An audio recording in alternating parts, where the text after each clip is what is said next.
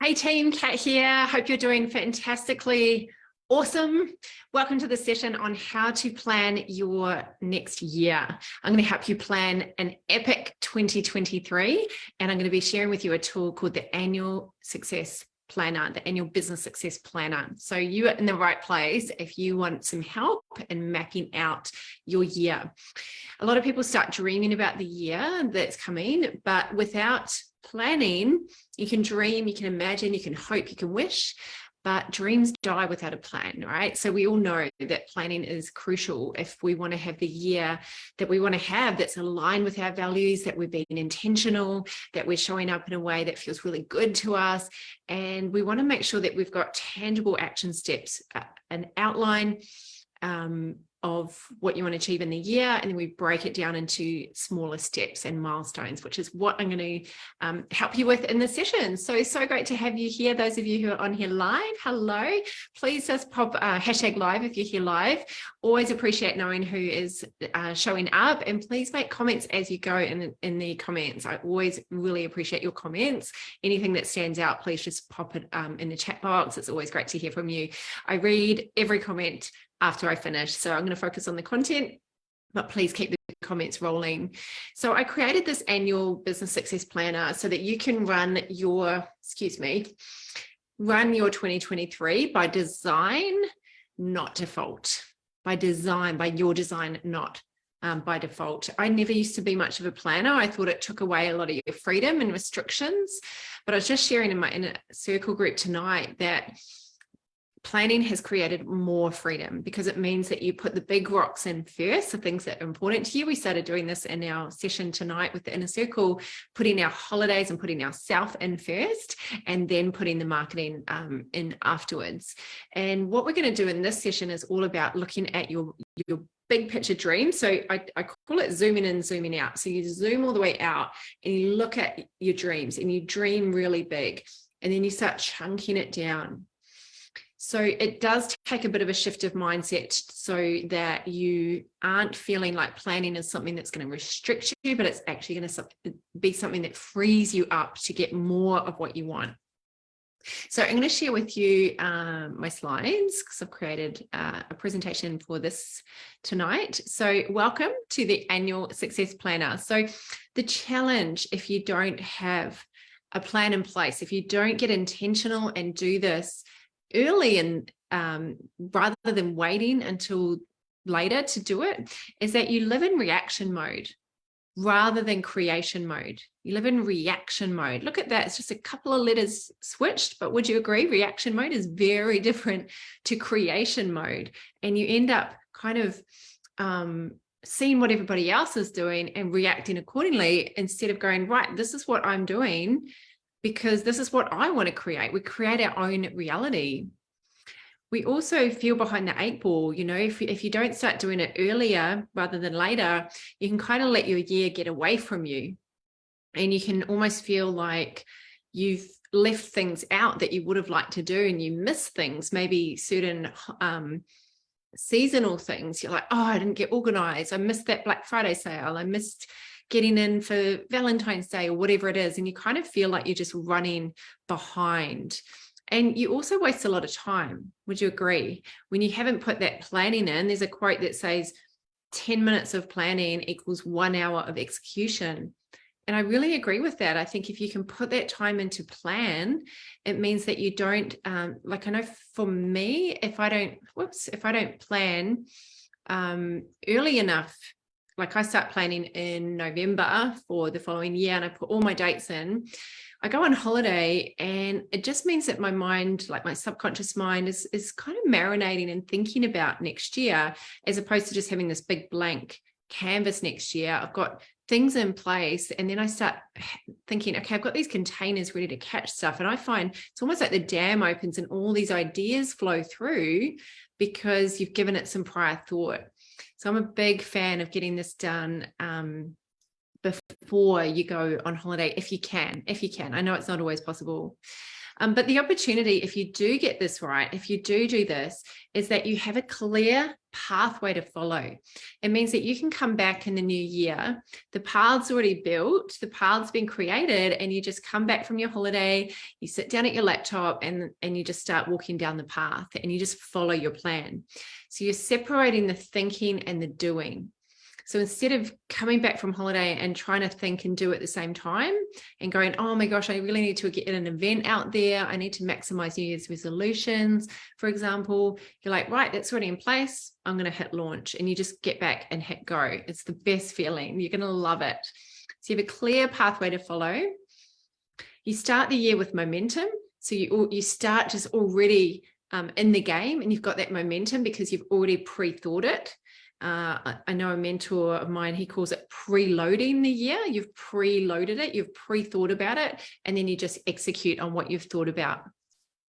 And then you feel in control. I think control is a really big, important word for a lot of us business owners, to feel like you know what you're doing, to feel like you're like, wow, to feel like you're like, you know, if you think about freedom, we can't have freedom if we don't have a feeling of control. If we feel like everything's out of control and we're just reactive, then you can't feel a sense of freedom. You can't go to the beach. You can't go shopping knowing that everything's taken care of because you've put in that thinking prior.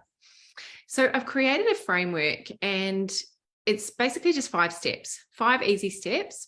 And if you would like this, if you would like the worksheet that goes with this, just pop the word planner into the comments right now. If you're watching this on my page or on YouTube, you'll see the link is there. You can just click it below. But if you're watching this on Facebook, just pop the word planner and I will get the planner to you. The planner has a whole heap of examples, and it shows you these five steps in the framework. All right, so the first one is dreams. We start big picture with our dreams. The second one is goals. Then we look at how we're actually going to outwork the goals. Then we make an action plan, and then we set up a review. So that's the 5-step formula, super simple. All right, so let's dive into the first one. The first one is dreams. So we're going to decide what you want in the coming year. The most important thing is that you don't put any restrictions or any limitations on this. You dream, you literally dream. You take a blank piece of paper. You might want to do it at your local favorite cafe. You might want to do it under a tree. Take a pen and paper, however you want to do it. Just dream big. I've got a few questions here that are super powerful for you to think about when it comes to dreaming big. No limits. You don't need to know how. It's important. You don't need to know how. You'll figure out the how later. What would I do in my business if I knew I could not fail? By the way, if you request the planner, all of this is in the planner. So just pop planner in the comments if you want this.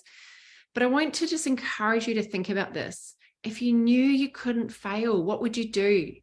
Would you run more events? Would you launch a podcast? Would you write a book?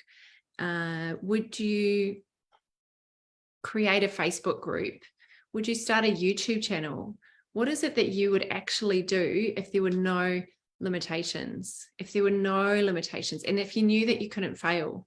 Because doesn't that highlight how much we hold ourselves back because we're scared of failing? If you think about it, if you knew you couldn't fail and you do all these things, it shows you, it highlights, it brings to the surface that you're probably actually fearing failure. And that's going to hold you back in business if you're fearing failure. So if you couldn't fail, would you put yourself out there more? Would you be an invited guest speaker at more events? Would you have weekends off completely?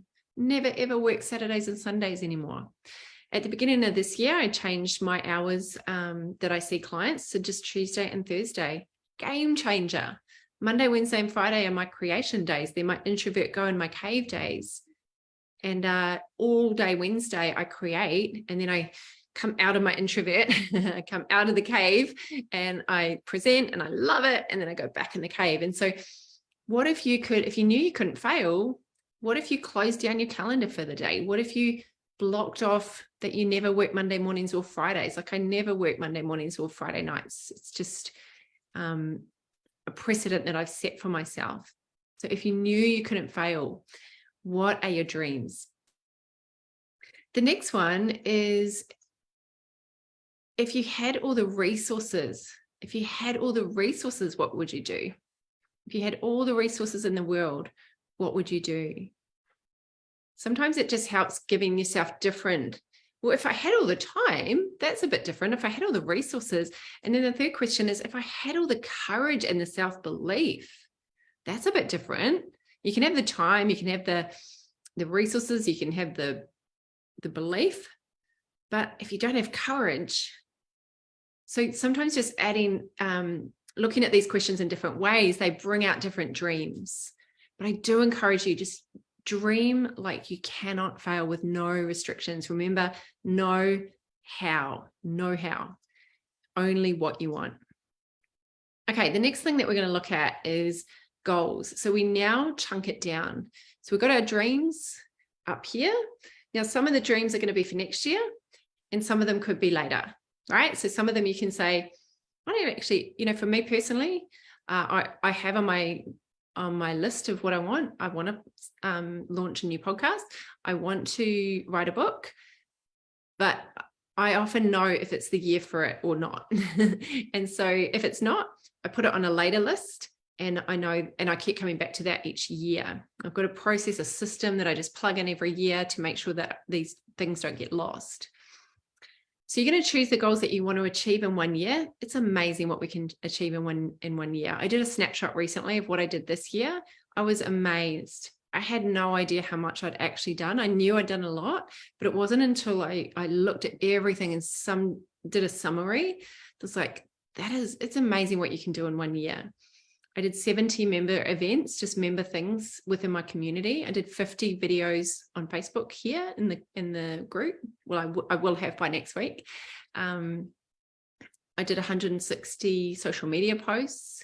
I did about 170 emails to my list.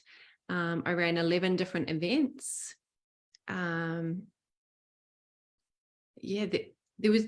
There was another one as well. Oh, and I ran 33 masterminds.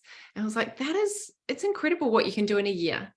We underestimate what we can do in a year, and we overestimate what we can do in a week. So have a think about, like, rather than just setting a money goal or setting a goal for how many clients you want, what if you set a goal to record 50 videos? What if you set a goal to write 50 blog posts? Or create a new masterclass every quarter, create a new free lead magnet every quarter. So it's actually performance goals rather than just outcome goals. If you think about goals, there's lots of different types of goals. There's habit goals, there's character goals, there's, who you want to be. There's goals of things you want to do, things you want to have. There's actual outcome goals of money, clients, maybe you want to have a podcast. So there's so many different types of goals. So now we want to start categorizing our goals.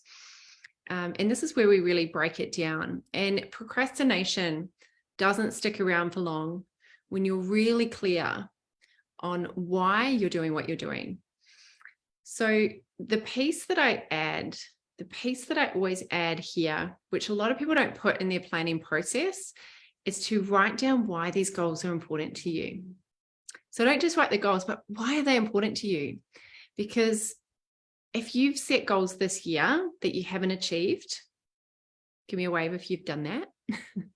That's definitely me. I've written down goals, I haven't achieved them. Then we need to look at why. Why haven't we achieved them? And it's often because they weren't important enough, or we didn't make them important enough. We didn't prioritize them. Other things got in the way. There's lots of reasons for that. But one of the reasons is because they're not really attached to our values of what's so important to us. And so when you write down why it's important, you connect with it, it builds a desire to make it happen, especially if you connect it to your why. So next to each goal that you decide, write down why it's important. So for example, it might be to help more people, to help my family, to go on a holiday, to develop my skills, to develop my knowledge, to grow my community. There's so many great reasons why. And I recommend that you don't skip over that step. Once you get the planner, don't skip over that step. All right, the next thing that we're going to do once we set our goals is we're going to decide how you're actually going to achieve the goal. You're going to decide how. So you got the goal, now how? How are we going to do it? It's time to look at how specifically you're going to achieve these goals. Sorry, I'm going back and forth my notes and the planner and my slides. So with the how, you might say things like, well, I'm going to establish some new partnerships or joint ventures. I'm going to improve my onboarding process. I'm going to write 3 social media posts a week. I'm going to build out a new marketing funnel in January. I'm going to invest in Facebook ads in February. So you're starting to really look at, if I want to earn $250,000 next year, what are the actual actions that I need to do? And I find with this section, this is the dreams are fun, the goals are fun, the how is a bit like, oh, okay, here comes the work. Like there will be fun in it, but often it's the hard stuff of like, what have I been avoiding? What have I been putting off? Maybe it's having daily conversations with your ideal clients. Maybe it's improving your sales skills by getting practice. Maybe it's learning technology. Maybe it's learning Facebook ads. You know, often the how is the hard part. So don't skimp over it, because you don't get success without, you know, doing the hard work. So the how is really, really important. The 4th step is to create your action plan. And this is where you decide your next step actions. So we're now chunking it down even further. And oops, there are a few things to consider here when you're looking at your action steps. Think about like, what resources have you got? What systems have you got? And think about all the different areas of business. We want to make sure that you're not just doing your favorites. A lot of us can stick to what we're comfortable with, what we're good at. And we want to look at all the different areas of business: finance, marketing, social media, emails, website, presenting skills, video. There's so many aspects of business. We want to make sure that we include everything, because if we leave gaps, that's where we have leakages in our business. All right, team, how are we tracking? Just pop in the comments. How are you going? Are we tracking well? I'm looking forward to hearing how you're going with this once you start actually building it out.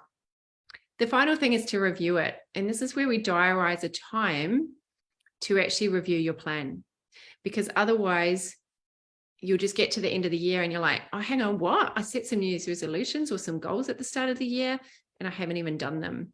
So we review. I recommend weekly, monthly, and quarterly. In my community, I've built this into the structure of everything I do with my clients. Every week, we post our actions on a Monday in the Facebook group, and then we post our wins on the Friday. So weekly, we're checking in. Every 30 days, we do a 30-day check-in.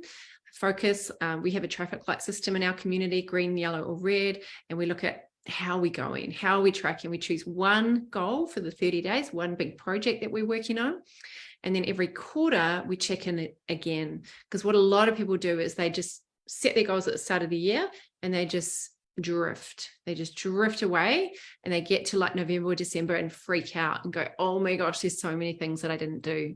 And it's not till you start doing a review that it's a bit of a sobering reminder. And I don't want that to happen to you next year. So that is the 5-step annual success planner framework. If you joined us late, just pop the word planner in the comments and I will get that planner out to you. It's really comprehensive with heaps of fun examples. If you want help doing this, if you want my help doing this, if you want to join our community and do it together, we do these planning and action days all the time. We set you up so that you're not alone in the following year. Just reach out to me, send me the word clients. If you want help getting clients in the new year, that's my specialty. I help people get clients. And just DM me the word clients and I will help you set up a success plan for 2023 so that you can get clients consistently, so you can grow a more profitable business doing what you love and have expert support and a community around you to make sure that you can do it and that you're fully supported all the way. So I'd love to know if you got some value from this, if this was useful for you. Can you just pop it in the comments? What did you like about it? Did anything stand out to you? And yeah, I'd love it if you could just share some love in the comments. I'd really appreciate it. We've got one more for this year, Facebook live video, and we're going to be celebrating the year together, and I'm going to take you through another process for that. It's going to be fun. So until next time, keep showing up, keep shining, and keep sharing, because the world is waiting for your words. They matter, you matter. And big love for now. I'll see you soon.